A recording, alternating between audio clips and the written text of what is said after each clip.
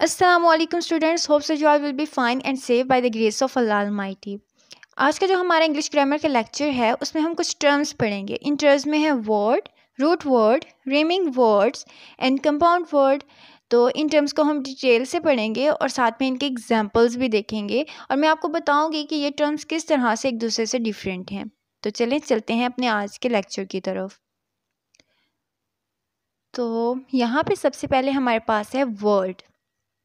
Word क्या होता है इसके अबाउट सबसे पहले हम पढ़ते हैं। Word is the basic unit of language. Word जो है ये हमारी लैंग्वेज का बेसिक यूनिट है। देखिए, हम कोई भी जब बात करते हैं तो इसके लिए हमें वर्ड्स की ज़रूरत पड़ती है। किसी भी लैंग्वेज में हमें वर्ड्स की ज़रूरत पड़ती है। हमारे पास हर लैंग्वेज के कुछ अल्फ़ाबेट्स होते हैं, जैसे A B C। ये अल्फ़ाबेट्स जो हैं ये इंग्लिश लैंग्वेज के हैं। तो इंग्लिश लैंग्वेज के इन अल्फ़ाबेट्स को मिला के हम वर्ड्स बनाते हैं और वर्ड से फिर हम सेंटेंस बनाते हैं और इन सेंटेंस को यूज़ करते हुए हम एक दूसरे के साथ बातें करते हैं। तो इस तरह से वर्ड्स जो हैं वो लैंग्वेज में यूज़ होते हैं और कम्युनिकेशन के लिए भी यूज़ होते हैं। तो किसी भी लैंग्वेज में और कम्युनिकेशन के लिए वर्ड बहुत अहम किरदार अदा करते हैं। A word refers to a speech sound or a mixture of two or more speech sounds in both written and verbal form of language. तो यहाँ पे हमें बात की गई है कि ये बोथ यानी कि दोनों रिटन एंड वर्बल फॉर्म में यूज़ होते हैं। जैसे कोई भी लैंग्वेज है उसमें हम जो वर्ड्स होते हैं उन्हें लिखने के लिए भी यूज़ कर सकते हैं और एज अ बात करके या बोल के भी उसे यूज़ कर सकते हैं। जब आपकी टीचर आपसे टेस्ट लेती हैं, कोई भी क्वेश्चन पूछती हैं, तो वो आप उन्हें रिटन फॉर्म में लिख के दिखाते हैं। तो जब आप लिख रहे होते हैं तो वो जो आपकी लिखाई है उसके ज़रिए आप अपने टीचर को आंसर दे रहे होते हैं, बताना चाह रहे होते हैं कि ये बात ऐसे है, या जो भी आपने पढ़ा होता है वो बातें आप उन्हें लिख के बता रहे होते हैं। इसी तरह जो ऑथर्स होते हैं, बुक्स लिखते हैं, वो भी लिख के लोगों को रियलिटी के बारे में, नेचर के बारे में, साइंस फिक्शन की चीज़ों के बारे में, इन सब के बारे में बताते हैं। इसी तरह कुछ लोग जो होते हैं वो स्पीच के थ्रू यानी कि बोल के वर्बल तरीके से, या हम भी सम टाइम कुछ जो देते हैं टेस्ट वगैरह, ओरल टेस्ट, तो वो भी वर्बल फॉर्म में हम देते हैं।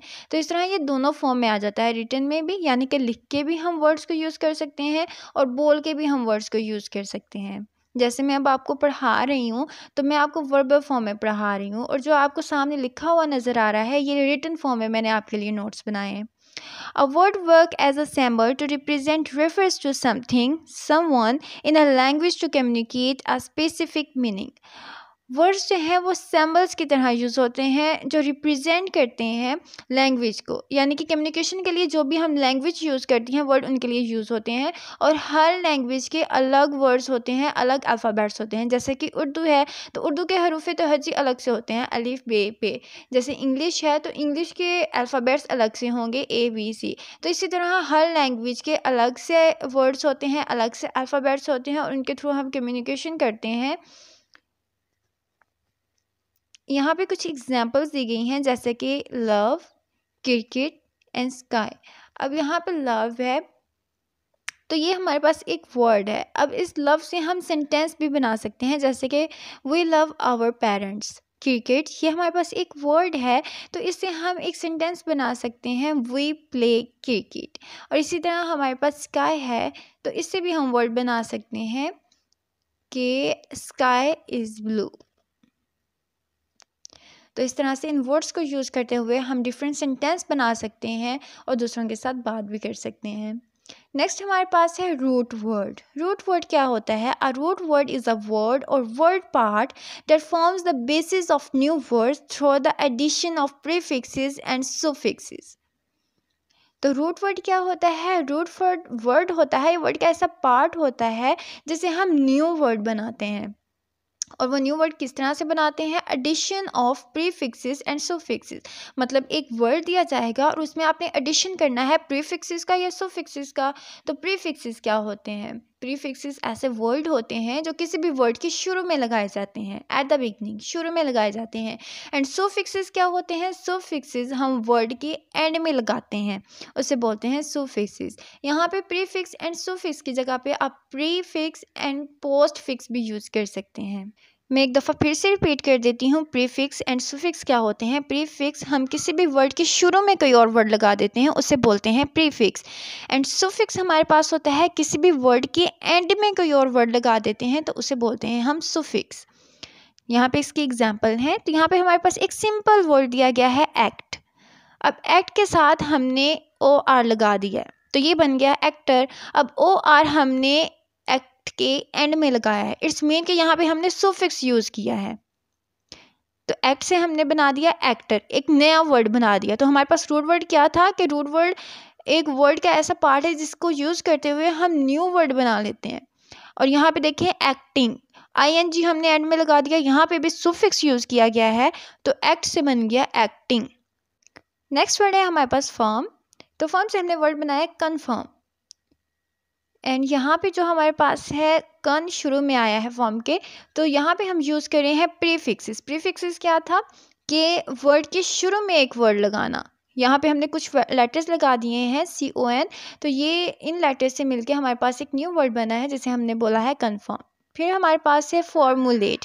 तो फॉर्मुलेट में हमने एंड में ULATE लगा दिया है और इससे हमारे पास बन गया है फॉर्मुलेट, और यहाँ पे हमने यूज़ किया है सुफिक्स। नेक्स्ट वर्ड है हमारे पास रिफॉर्म। तो यहाँ पे हमने स्टार्ट में प्रीफिक्स यूज़ किया है। नेक्स्ट वर्ड है नॉर्म। तो नॉर्म से हमने बनाया एबनॉर्मल, यानी कि इसके स्टार्ट में भी हमने प्रीफिक्स लगाया और एंड में हमने सुफिक्स लगाया। नेक्स्ट हमारे पास है नॉर्मलिटी। नॉर्मलिटी में हमारे पास आ जाता है लास्ट में सुफिक्स। एंड यहाँ पे हमारे पास थर्ड में जो है वो है पैरानॉर्मल। तो यहाँ पे हमने स्टार्ट में प्रीफिक्स लगाया और एंड में हमने सुफिक्स लगाया। दरमियान में हमारे पास नॉर्म, जो हमारे पास एक सिंपल वर्ड था, वो है, देखिए पैरा है यहाँ पे, तो ये हमने स्टार्ट में लगा दिया प्रीफिक्स। और प्रीफिक्स हमारे पास क्या था कि किसी भी वर्ड के, जैसे नॉर्म एक हमारे पास सिंपल वर्ड है, तो सिंपल वर्ड के स्टार्ट में कोई भी वर्ड लगा दिया हमने, वो बन गया प्रीफिक्स। तो पैरा नॉर्म, और यहाँ पे हमारे पास AL है, तो वो हमारे पास क्या है, सुफिक्स। एक दफ़ा फिर से रिपीट कर रही हूँ, रूट वर्ड क्या होते हैं। रूट वर्ड ऐसे वर्ड्स होते हैं जिनसे हम न्यू वर्ड्स बनाते हैं और इसमें हम एडिशन करते हैं प्रीफिक्स एंड सुफिक्स की। नेक्स्ट हमारे पास टॉपिक है रेमिंग वर्ड। रेमिंग वर्ड क्या होता है। रेमिंग word are 2 or more words that have the same or similar ending sound। रेमिंग word ऐसे वर्ड्स होते हैं जिनकी जो एंडिंग साउंड होती है ना, वो बिल्कुल सेम होती है। ये यूज़ कहाँ पे होती है, ये अक्सर रेम्स में यूज़ होती है। जो हमारे पास पोएम्स वगैरह होती हैं, उनके एंडिंग में जो वर्ड आ रहे होते हैं, आपने देखा होगा कि बिल्कुल सेम होते हैं, तो ये वहाँ पे भी यूज़ होते हैं। तो रेमिंग वर्ड क्या होते हैं। रेमिंग वर्ड ऐसे वर्ड्स होते हैं जिनकी एंडिंग साउंड जो होती है वो बिल्कुल सेम होती है, एक जैसी होती है, इसे हम बोलेंगे रेमिंग वर्ड। नेक्स्ट डेफिनेशन है हमारे पास, naming words have different beginning sounds but have the same vowels and ending sound.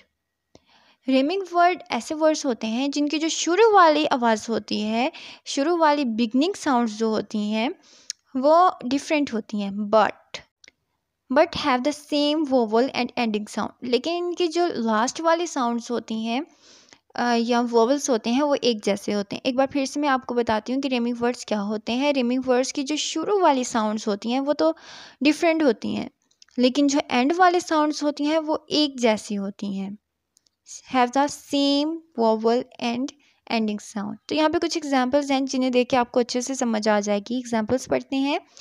यहाँ पे है गोट। तो गोट में देखिए G आ रहा है, और इसी तरह हमारे पास नेक्स्ट वर्ड है बोट, और बोट में B आ रहा है। तो देखें G अलग से साउंड दे रहा है, B अलग से साउंड दे रहा है, लेकिन इसके लास्ट में OAT ये एक जैसे आ रहे हैं, यानी कि इसकी एंडिंग साउंड जो है वो एक जैसी हैं, गोट, बोट, मोट, फ्लोट, कोट। तो इस तरह इन सब में आप देख सकते हैं कि शुरू वाले जो साउंड्स हैं वो अलग से हैं, और जो लास्ट वाले साउंड्स हैं इनके वो एक जैसे हैं। इस तरह से हम इन्हें पढ़ते हैं। गोट, BOAT बोट, MOAT मोट, FLOAT फ्लोट, COAT कोट। तो इन सब के साउंड जो हैं वो एक जैसे आ रहे हैं। नेक्स्ट हमारे पास है कैट, सैट एंड बैट। तो यहाँ पे देखिए C, S एंड B, इन सब के साउंड आपको अलग अलग आएंगे, लेकिन इनके एंड में हमारे पास AT है, तो मतलब इनके लास्ट जो एंडिंग साउंड होंगे वो हमारे पास सेम होंगे। नेक्स्ट हमारे पास है बॉल, फॉल, टॉल एंड इसी तरह हमारे पास है डिश एंड विश। तो रेमिंग वर्ड्स हमारे पास क्या होते हैं, जिनके बिगनिंग साउंड जो होते हैं वो डिफरेंट होते हैं, बट इनके एंडिंग साउंड जो होते हैं वो हमारे पास सेम होते हैं। नेक्स्ट हमारे पास है कंपाउंड वर्ड। कंपाउंड वर्ड क्या होता है, इसके बारे में पढ़ते हैं। Compound words are formed when two or more words are joined together to create a new word that has an entirely new meaning. Compound words ऐसे वर्ड्स होते हैं जो दो या दो से ज़्यादा अल्फाज से मिलके बनते हैं, यानी कि हमारे पास दो या दो से ज़्यादा अल्फाज होते हैं, उनको आपस में हम इकट्ठा ज्वाइन कर लेते हैं और फिर उससे एक न्यू वर्ड बनता है हमारे पास, और उस न्यू वर्ड का मीनिंग भी बिल्कुल न्यू होता है। मतलब कि इसकी एग्जांपल मैं आपको इस तरह से दूंगी, जैसे हमारे पास है सन, तो सन का मतलब होता है सूरज, और जब हम सन के साथ फ्लावर लगा देंगे तो इसका मतलब हो जाएगा सूरजमुखी का फूल। तो इस तरह अलग बिल्कुल मीनिंग बन गया इसका। Compound words are made up of two or more smaller words that are combined to make a new word with its own meaning. इसका मतलब ये हुआ है कि ये हमारे पास दो या दो से ज़्यादा छोटे छोटे अल्फाज से मिलकर बनता है, जिन्हें यूज़ करके हम न्यू वर्ड बना सकते हैं, एक न्यू मीनिंग बना सकते हैं। तो जैसे यहाँ पे हमारे पास है सनफ्लावर, तो सनफ्लावर इन दोनों को जब हम कंबाइन करेंगे, ज्वाइन करेंगे, तो इससे हमारे पास सनफ्लावर बन जाएगा। इसी तरह हमारे पास है बास्केटबॉल, तो बास्केट का मतलब होता है टोकरी, जबकि बॉल का मतलब होता है गेंद। तो जब इन दोनों वर्ड्स को हम कंबाइन करेंगे तो इससे बन जाएगा बास्केटबॉल, जो कि खेलने के लिए यूज़ की जाती है। इस तरह हमारे पास है मून प्लस लाइट, तो मून का मतलब होता है चांद, लाइट का मतलब होता है रोशनी। तो इस वर्ड को, इन दोनों वर्ड को कंबाइन करने से हमारे पास बनेगा मून लाइट। नेक्स्ट वर्ड है हमारे पास फुट एंड बॉल। फुट का मतलब होता है पाँव एंड बॉल का मतलब होता है गेंद। तो फुटबॉल को कंबाइन करने से हमारे पास फुटबॉल बन गया, जिसका मतलब होता है गेंद। तो इसी तरह रेल रोड है हमारे पास। तो मैं एक बार फिर से रिपीट कर देती हूँ कि कंपाउंड वर्ड क्या होता है। कंपाउंड वर्ड हमारे पास दो या दो से ज़्यादा ऐसे अल्फाज होते हैं जिनको ज्वाइन करने से हम एक न्यू वर्ड बना सकते हैं। आज के लेक्चर में हमने 4 टर्म्स पढ़ी थी, जिनमें word, root word, rhyming word and compound word आता है। उम्मीद करती हूँ कि आपको इन चारों टर्म की अच्छे से समझ आई होगी और इनका डिफरेंस भी पता चल गया होगा। तो आज की वीडियो यहीं तक थी। अगर वीडियो पसंद आई हो तो सब्सक्राइब के बटन को प्रेस कर दीजिए और बेल आइकन को दबा दीजिए, ताकि आने वाली वीडियोस आपको मिलती रहे। अपना और अपने बड़ों का ख्याल रखिएगा। अल्लाह हाफ़िज़।